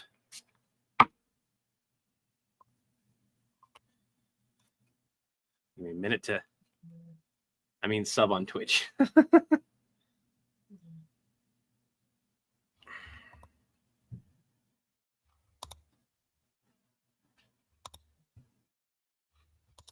gonna clean my camera so I get as high quality. Okay. We're gonna play for the pattern. We need a image with more open space and a smaller graphic. We It's have not all over it like that. So here's what I'm gonna do. I'm gonna go back here, and this is just gonna be. Dude, wait, do you not have? Give me a second before you do that.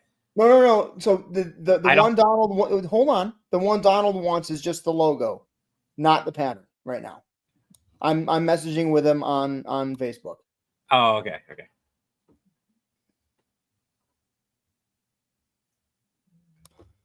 So really quick and see if this actually does that. Yeah, it's okay. That cuts those off. So these need to move down to there. So that actually would still be. No, it needs to come down a little bit further. So to there. Then it's not quite so low on the back of the shirt, Levi. Is that better? Oh, that looks pretty good. Yeah. Instead of being down at the butt. Yeah. Yeah, okay, so we have that. Donald, do you still want the star pattern behind it, or do you want that to be just flat black? I think it makes it pop a lot better. I agree with you, but ultimately this is a specific shirt I'm making for Donald. Yeah, I know. First. So good there. I just need to tilt you down and move you over a smidge. okay, we'll leave the stars on there. We'll put this logo right here on the front.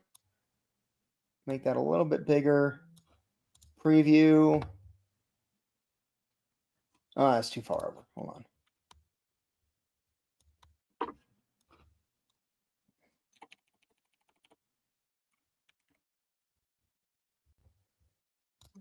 All right, I need to shrink this down a little bit. Mark Grayson. His name is Mark Grayson.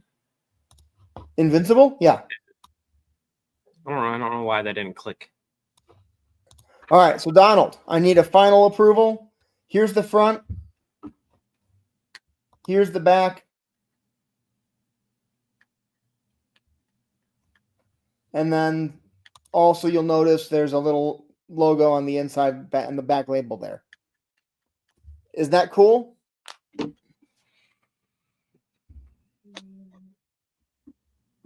All right, cool. Got it. All right, so this is going to be one of the Hawaiian shirt options. And we'll make one with a pattern too. Yep. Honestly, if Ryu's up for it, I'd like to have Ryu design the pattern and set it up because I think they probably have the best eye for design out of all of us. Maybe I'm wrong on that. Well, it's more along the lines of getting it to line up within the allotted space. Getting the front to line up with the back and the sleeves and everything. Yeah, so that's you have the graphic designer and the people who do the art, but then you have the people, the seamstress, and so they're the ones who would layer that design on there and then go back to the graphic artist or whatever and be like, hey, I need you to tweak this. Okay. For everyone who's watching, that shirt is live right now. So if we go to villainsupport.com. So the question is how to start this call. Villainsupport.com works great when you spell it right.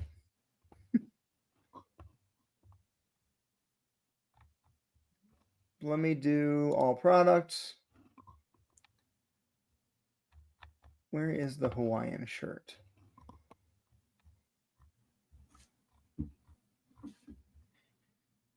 Why is it not showing up on there?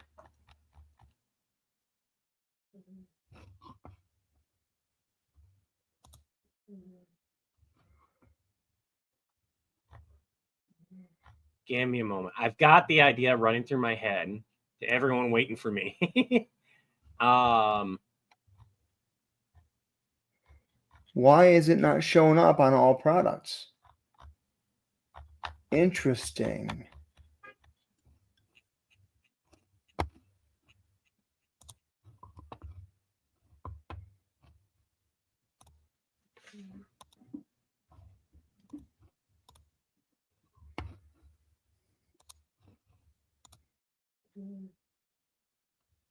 I think I have it. All right. Oh, I know why. I know why. Collections.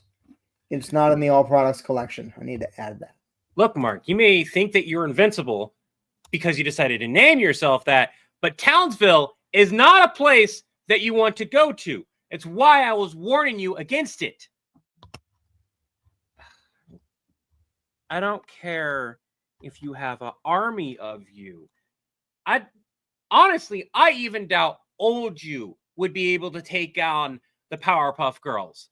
The reality of the situation is they are so vastly stronger than you that you should just be happy that they just want to protect their little bubble of space.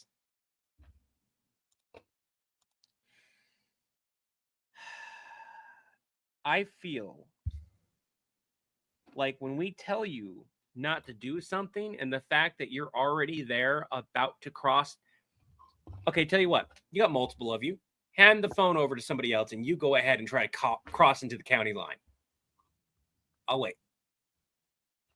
Well, that was quick, wasn't it? Yeah, new record.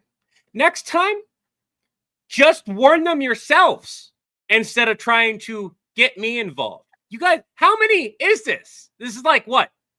15 marks at this point?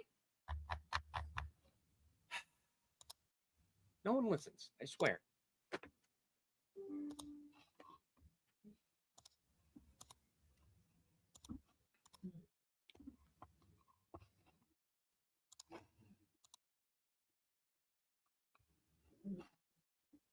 I don't know. How was that? Rough. Yeah. My brain isn't braining right now. It doesn't help that I probably need a little bit more food and let the food that I did. Okay, so there we go. And so if you go to villainsport.com, everybody, and then click on all products, that shirt is now available. The logo one with the logo on the left and on the back is available on villainsport.com. It took a minute. Nicholas, it's rough, Levi. I mean, I hate to be rude, but yeah, it's no. And this is why it's one of those things where I definitely think it's more of a call that you should handle. The ideas are there. I'm hungry. I still need more food, and I've been bombarded. The things that need to be mentioned during that are very obviously the in joke of like I was, yeah. I honestly think it can either A, be a me you thing on the same call, back and forth, right? Or it just needs to be a Chris. You need to handle it. Not because you can do it better, but just because it makes more sense that you'd be talking to the villain marks more often than Levi would be. Like, would Levi take the call? Absolutely. But I think it would do better on your end. Plus, I'm just like, yeah. I'll revisit it later. Oh. Hold up.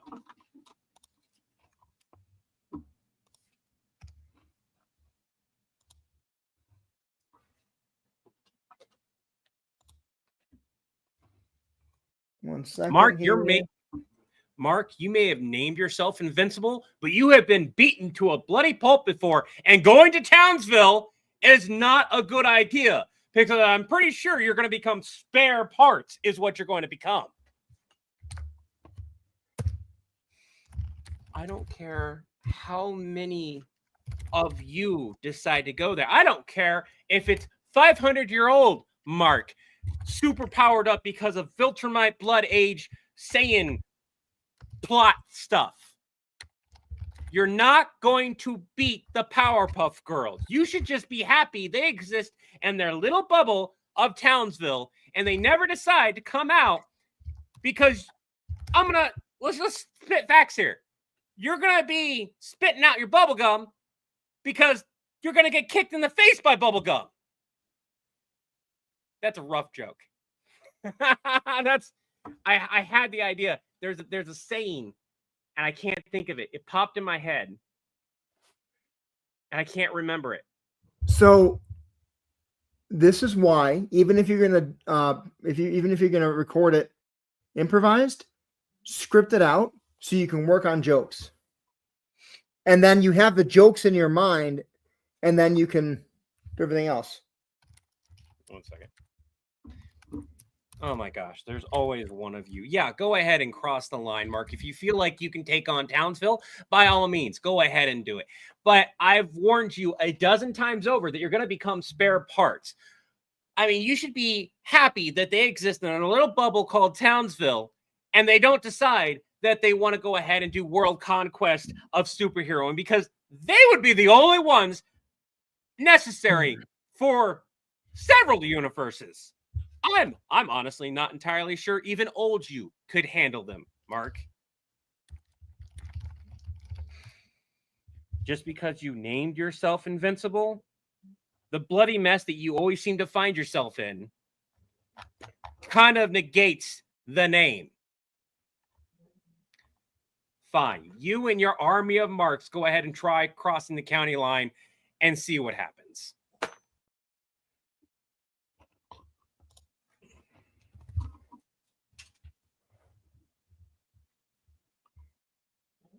I've got 3 different things that I can reference. There's an image on here. You can ask, which Mark is this? Is this Invincible Good Mark? Is this Mustache Mark, Omni Mark, Flaxen Mark, Sinister Mark, Mohawk Mark, Phantom Mark, Viltrumite Mark, Prisoner Mark? Which Mark is this? Go ahead and send me that image on Discord, and I can work on this.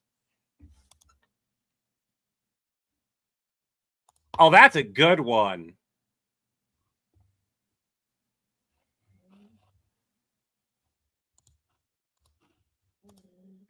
I don't think I can make that joke. That's what it was. That's the combination. Mark,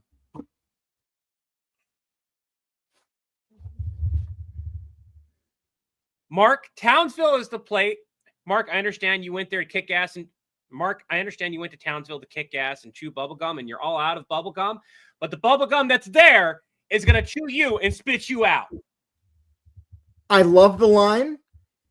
I just think that in the context of the Powerpuff Girls, saying chew bubblegum is just a little bit too close to implications we don't want to make.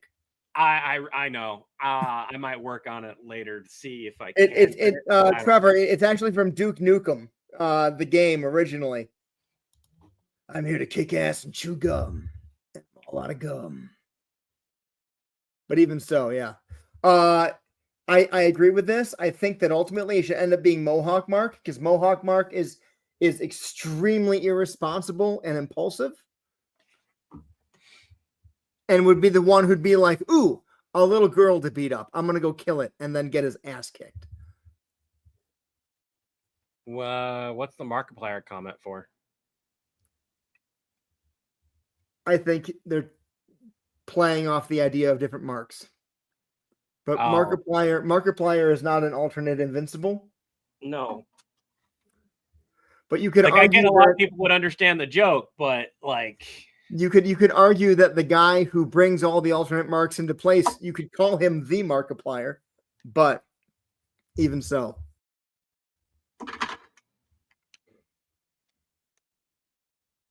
There's a solid idea there. I will have to work on it.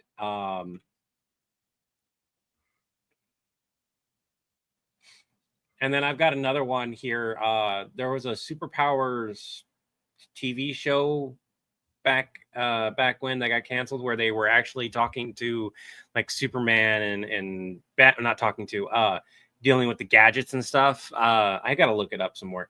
But one of the things was like trying to have kryptonite glass so that Superman wouldn't fall into the building. It would bounce off the glass. But it was very fragile glass, and then like if there was an emergency, they couldn't do anything. And I was like, well, that's easily solved. And so I wanna run my idea that I messaged you about the other day past the chat here. So I know we're doing Stitch versus 40K. Would y'all want to see a Chuck Norris facts version of Chuck Norris versus the Imperium of Man? Oh yeah, that's what you were mentioning. Yeah. I need more sleep. You can do a buttercup joke. I understand, man. Go for peanut butter. Okay, that would be a yes. Yeah, because people want Chuck Norris jokes. We could include all the stupid Chuck Norris facts jokes in there, and just be like, no, you're not going to be able to. Listen, his tears cure cancer, but he's never cried. You know, things like that. I like how most of the comments on the Stitch video are, well, that went to crap really quickly. Yeah. I also want to remake the Chuck Norris versus the Predators video. I think it was pretty raw, and I can make it a little more polished, but the same idea of being like, you know, of being like, I promise you, Chuck Norris is not under your bed. I know you guys went after him, even though I told you not to, and you kind of freaked out because that extra fist came out from under his chin, and it reminded you of the Alien Queen's like extra jaw or whatever. But he's at his house. He's not coming after you. You're not even worry about it. And then the computer goes beep. You're gonna hate me. Chuck Norris movement detected. You're gonna hate me. This is gonna fall into that realm of like it's really hard to remake and recapture that. I know. And if you go and remake it, like all the jokes in there were really good. The only thing, like even the timing was relatively decent. And that was one of the ones we collaborated on. Too. My biggest issue, in all honesty, because we would be able to make it in higher quality now too. Is remaking that, and then if we remade it, I would have to be honest, I think it should be done at the aspect of acknowledging the original one exists rather than doing a full remake. Yeah, and being like, haven't we been through this before? Because that thing got millions of views, I think, across the platforms. Maybe. Yeah. I would have to look at it, but it was doing really well. Yeah. You're having Chuck Norris nightmares again? Okay, look, I will do a locate. I will locate him real quick just to make sure, but I promise you, you're fine. I know that you weren't fine the last time I promised that to you, but this time I promise you, you're fine. So the original version, way back when, where it was a combination that I edited, and that's a rough edit, was 2 minutes 54 seconds. It got 86,000 views, which at that time was really big. And that's just on YouTube. That's not saying how much it made everywhere else. The one that was published, the On This Day version, that was from TikTok originally, it got 18,000 views. So it's a question of, so back in 2022, me and you did a longer version of it. I can see us 2022? That's 3 years ago? I can see us redoing it. Oh, that's loud. I can see us redoing it. The question is how well can we do it? And should we remake it word for like? So The Predator Has a Nightmare, the original post on TikTok, from on November 2022, has 20,000 views. The repost last year still has about the same amount. Yeah. And on YouTube, the longer one that we did has the fact that it was a longer video getting 86,000 views was damn, because back then it was considered a regular video, not a short. Yeah. Has 86,000 views. I'm gonna share this with. We'll watch it here. Yeah, let's just watch it. Yeah, just give me a second here. I'm gonna mute my mic so we don't get feedback.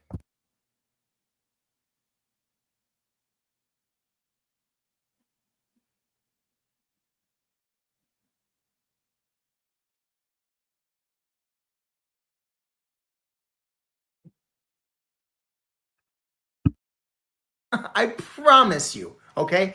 Chuck Norris is not hiding underneath your bed.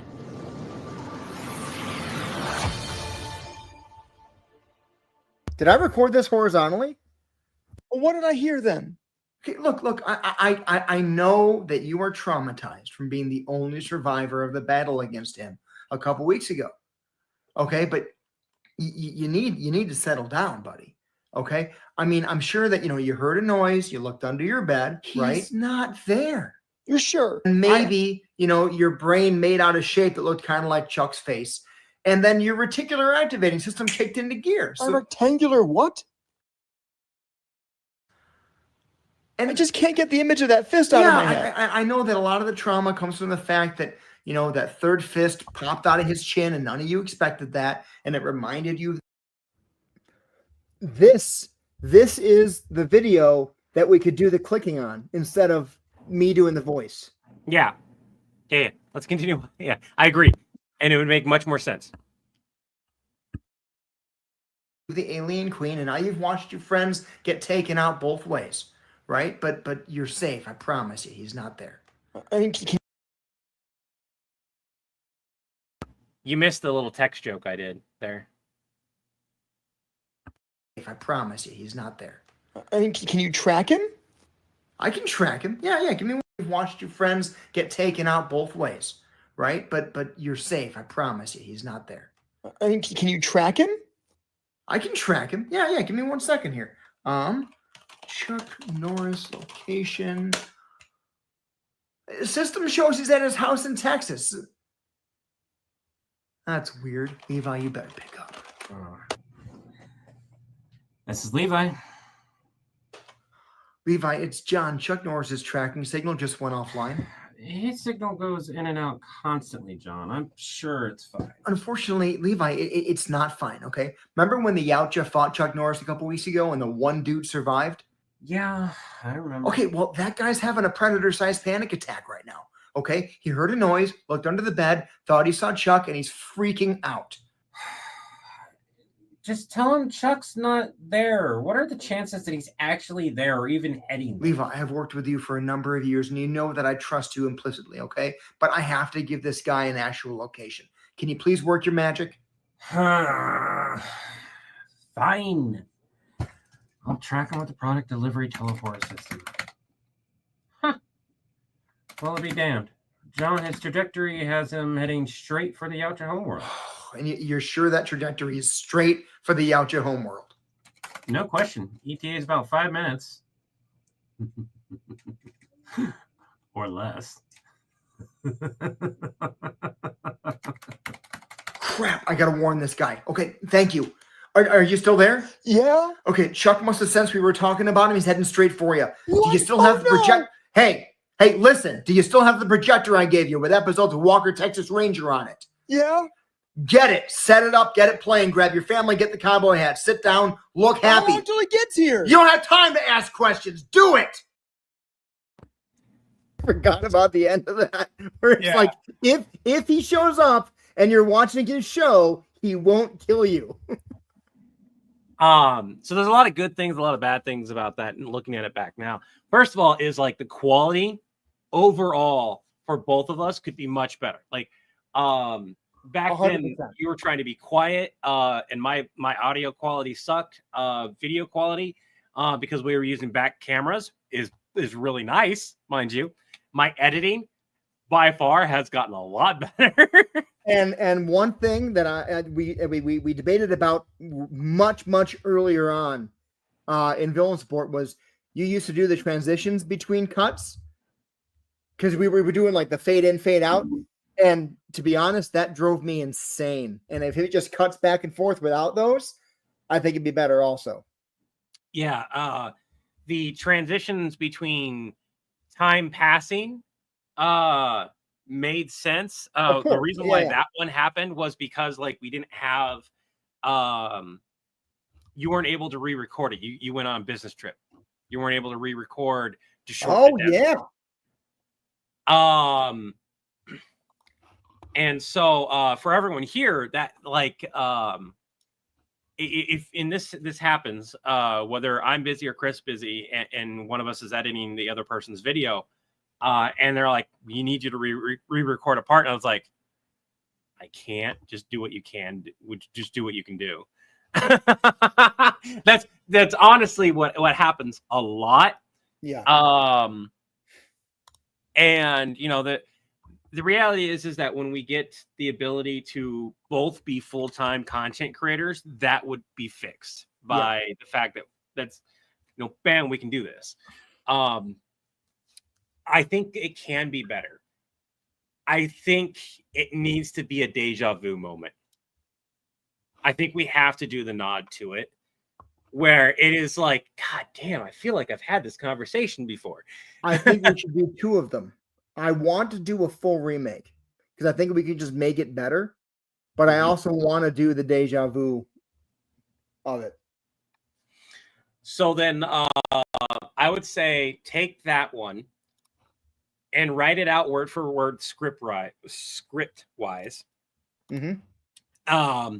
Change the starting point a little bit so that like it gets acknowledged that a bunch of explanation happens, or just pick up, you know, just shorten the explanation down, and then we have that endpoint that I had already inserted, whereas like a bunch of grueling explanations. Because then it's one continuous take, obviously. We do need to film it horizontally. Have the Predator voice in both versions. Now the second version is can literally just be a shorter version that is just pure jokes. And what it is like, God, I feel like this is Levi needs to be the one that calls it out, because John does it so often. He probably puts it in the back of his mind of just doing it. And Levi needs to go, you can even say, God, I feel like I'm Levi, can you track him down? And you can be like, God, this feels like deja vu. And just Levi just looks over and was like, do you not remember this happening?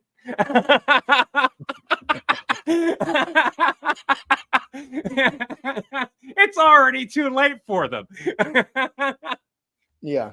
Can you just track him? Oh, I could. He's already there. And it just switches back over to you like, crap. Yep. Now I remember this.